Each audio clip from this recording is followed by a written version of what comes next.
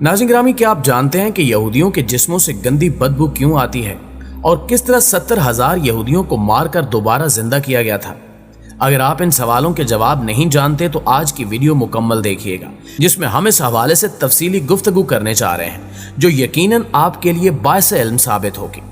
दोस्तों, आप जानते होंगे कि यहूदियों की बहुत सी नस्लें और फिरके हैं, जिनमें से यहूदियों की एक ऐसी नस्ल भी मौजूद है जिनकी जिल्द का रंग मुर्दा इंसानों की तरह पीला होता है और इनके जिस्मों से किसी मुर्दा गली सड़ी लाश के जैसी बदबू हर वक्त खारिज होती रहती है।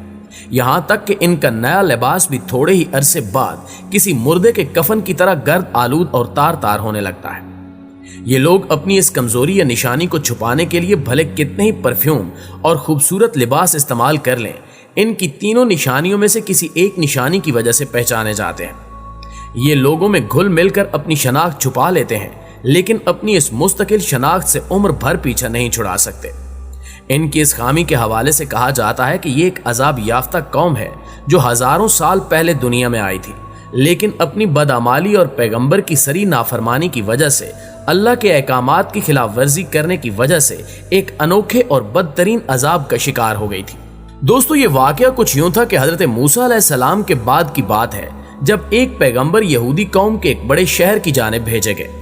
जैसा कि तारीख में यहूदियों का शुरू से यही वतीरा रहा है कि अल्लाह ताला के सख्त नाफरमान रहे हैं, इसलिए सिर्फ एक इस कौम के मुख्तलिफ शहरों और कबीलों की इस्लाह के लिए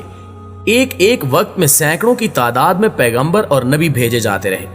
कहा जाता है कि इन पैगंबरों की कुल तादाद में से 90% पैगंबर यानी 1 लाख से जायद सिर्फ यहूदियों की तरफ भेजे गए थे। इसी तरह एक कौम की तरफ जिस शहर में एक पैगंबर को भेजा गया वो एक बड़ा शहर था जहां लाखों की तादाद में इंसान रहते थे।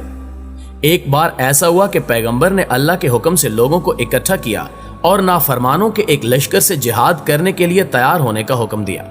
लेकिन जैसा कि यहूदी रुपए पैसे के लालची दुनियादार और जंगो जदल से दूर रहने वाली कौम है, लिहाजा इन्होंने पैगंबर को वाज़े तौर पर इनकार भी नहीं किया और हाँ में जवाब भी नहीं दिया, लेकिन बहाने बाजियों से टाल मटोल करने लगे। उस वक्त के पैगंबर इनको रोजाना घरों में जा जाकर जिहाद की तैयारियों का हुक्म देते, लेकिन वो दुनियावी जिंदगी में इतना खो चुके थे कि मौत के तसव्वुर से ही घबरा जाते थे। इस तरह वक्त गुजरता रहा और वो अल्लाह की तरफ से आने वाले इस हुक्म से बिल्कुल बेनियाज हो गए, लिहाजा इन पर अल्लाह की तरफ से अजाब लाने का फैसला किया गया। इन लोगों को अल्लाह के अजाब से बहुत डराया गया, लेकिन इनकी नाफरमानियां जारी रहीं और फिर एक रोज इनमें ताउन की वबा फूट पड़ी और रोजाना दर्जनों अफराद मौत के मुंह में जाने लगे। इस कौम के चालाक और होशियार लोगों ने जब ये सूरत हाल देखी तो उनको यकीन हो गया कि इनकी नाफरमानी की वजह से इन पर अल्लाह का अजाब नाजिल हो चुका है। चुनांचे वो लोग उस शहर से निकले और दूर दराज किसी जंगल में रहने के लिए चल खड़े हुए। वक्ती तौर पर जगह तब्दील करने की वजह से वो ताउन के मर्ज से बच गए, जिसको देखते हुए उन्होंने फैसला किया कि वो इसी जंगल में अपने बच्चों, दोस्तों, साथियों और रिश्तेदारों के साथ उस वक्त तक मुकीम रहेंगे जब तक इनके शहर में ताउन का अजाब टल न जाए। अभी इनको वहां रहे चंद दिन ही गुजरे थे कि एक दिन अल्लाह ताला ने एक फरिश्ते को भेजा और यूं इनकी चालाकी और अक्ल इनके काम न आई और उन पर अजाब पहुंच गया।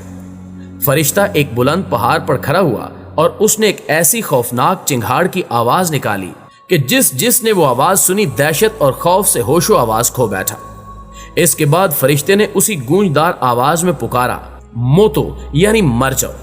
इसके ये अल्फाज अदा होते ही जहां जहां पर वो यहूदी मौजूद थे वहीं पर गिर गए और उसी वक्त उनकी रूहें उनके जिस्मों से परवाज कर गईं। याद रहे कि इनमें से कोई भी बीमार नहीं था। ये लोग सभी के सभी नॉर्मल और सेहतमंद थे, जबकि इनकी तादाद तकरीबन 70,000 के लगभग थी।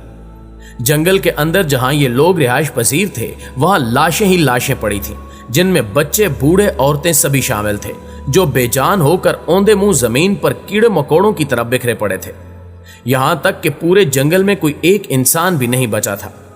हैरत की बात यह थी कि इनके करीब कोई दरिंदा और जानवर भी नहीं आता था, जिसकी वजह से चंद रोज बाद ही इनकी लाशें गलने सड़ने लगी और इतने लोगों की लाशों की बदबू की वजह से जंगल में और जंगल के इर्द गिर्द आबादियों में नाकाबिले बर्दाश्त बदबू फैल गई,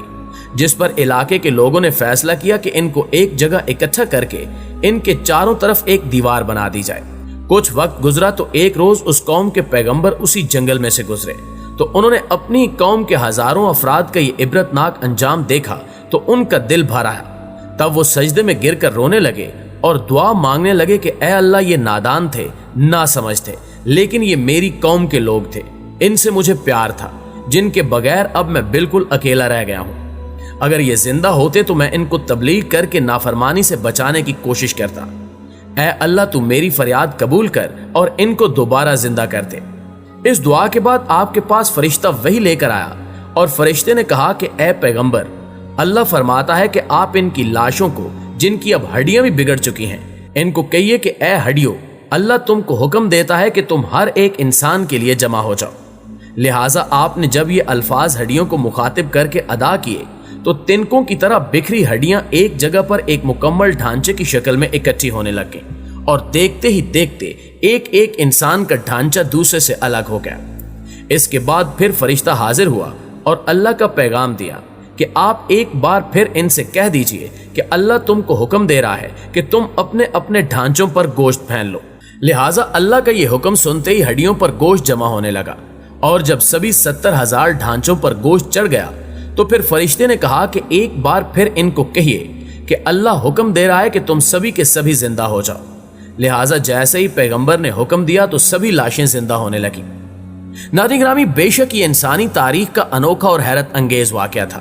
جب ایک دو نہیں بلکہ 70,000 انسان جو مر چکے تھے ایک بار پھر زندہ ہوئے۔ لیکن ان کی عذاب کی نشانی کے طور پر ان میں ایک تبدیلی آ چکی تھی، جس کے آثار آج بھی موجود ہیں، اور وہ تبدیلی یہ تھی کہ ان کا جلد کا رنگ کسی مردہ انسان کی لاش کی طرح پیلا اور زرد ہو چکا تھا۔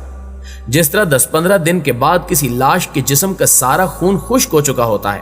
اور خون کے بغیر جلد بالکل پیلی پڑ چکی ہوتی ہے، لہٰذا ان انسانوں کی جلد کا رنگ ایسے ہی پیلا ہو چکا تھا، لیکن وہ صحت مند اور زندہ تھے۔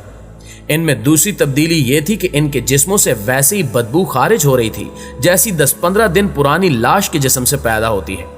جبکہ تیسری تبدیلی یہ تھی کہ یہ جو لباس پہنتے کچھ دن بعد اس کی حالت مردے کے کفن جیسی ہونے لگتی، جیسے قبر میں پڑا مردہ مٹی لگنے سے اس کا کفن میلا ہونے لگتا ہے اور کمزور ہو کر تار تار ہونے لگتا ہے۔